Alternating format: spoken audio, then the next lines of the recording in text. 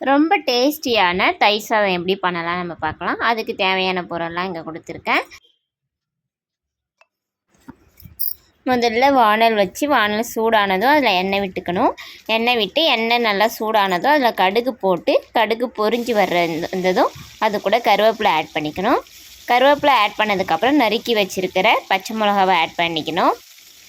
பச்சை மிளகாவோட நறுக்கி வச்ச இஞ்சி, அப்புறம் பொடி பொடியாக நறுக்கி வச்ச வெங்காயம், இது ரெண்டுத்தையும் ஆட் பண்ணி நல்லா கிளறி விட்டுக்கணும்.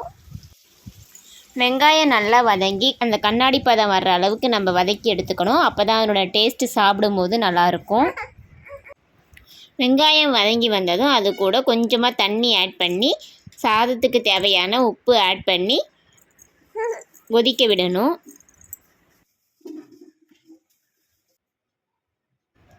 தண்ணி கொதி வந்ததும் ஃபைனலாக கொஞ்சமாக மஞ்சத்தூள் ஆட் பண்ணி நல்லா கிளறி விடணும்.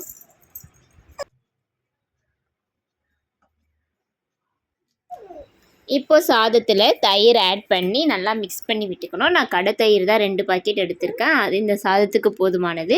உங்களுக்கு எவ்வளோ தேவையோ அவ்வளோ எடுத்துக்கலாம்.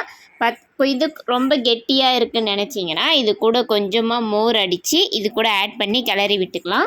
கிளறி விட்டுட்டு கடைசியாக நம்ம வதக்கி வச்சுருக்கிற பொருளெல்லாம் ஆட் பண்ணி நல்லா கிண்டி எடுத்துக்கணும். எங்களுக்கு கேரட் துருவல் நிறைய ஆட் பண்ணும்போது அந்த டேஸ்ட் ரொம்ப பிடிக்கும். அதனால் நிறைய போட்டிருக்கேன். உங்களுக்கு எந்த அளவுக்கு தேவையோ அந்த அளவுக்கு கேரட் துருவல் ஆட் பண்ணால் போதும். ஃபைனலாக இது கூட துருவி வச்சுருக்கிற கேரட்டையும் சேர்த்து நல்லா மிக்ஸ் பண்ணி எடுத்தால் ரொம்ப டேஸ்டியான ஹெல்த்தியான தயிர் சாதம் ரெடி ஆயிரும்.